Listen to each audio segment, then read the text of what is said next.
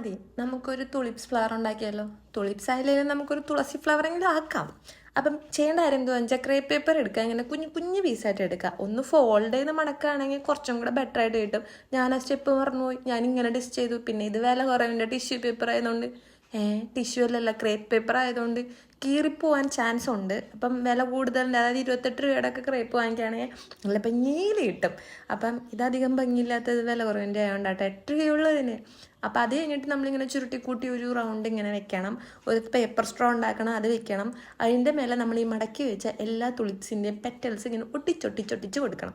ഒട്ടിച്ചൊട്ടിച്ചൊട്ടിച്ച് വരുമ്പം ഏതൊക്കെ ഒരു ഷേപ്പ് വരും പൂവിൻ്റെ. ഞാൻ ഒരു കൈ വെച്ചാൽ ചെയ്യണം, അതുകൊണ്ട് എനിക്ക് കറക്റ്റായിട്ട് കാണിക്കാൻ പറ്റാത്ത. ഇപ്പുറത്തൊക്കെ ആയിട്ട് ഒട്ടിച്ചെടുക്കാം. അപ്പം ഇതിങ്ങനെ കിട്ടും. ഇതിലെവിടെ എന്തോ ഒരു കുറവ് തോന്നില്ലേ? അതെന്താണെന്നറിയോ? ഇല വെച്ചെടുത്തില്ല. അപ്പം എൻ്റെ ക്രേപ്പിൻ്റെ പച്ചില്ലായിരുന്നു. ഞാൻ പിന്നെ പച്ച പേപ്പർ ഏതോ കാലത്ത് വാങ്ങിച്ചിട്ടുണ്ടായിരുന്നു, അത് വെച്ച് ചെയ്ത് കൊടുത്തു. പക്ഷെ ഇത് നേരിട്ടാണ് നല്ല ഭംഗിയുണ്ട്. 2 പച്ച കളറാകുമ്പോൾ ട്രൈ ചെയ്ത് നോക്കണേ. അപ്പം ഇത്രേ ഉള്ളൂ. Thank you.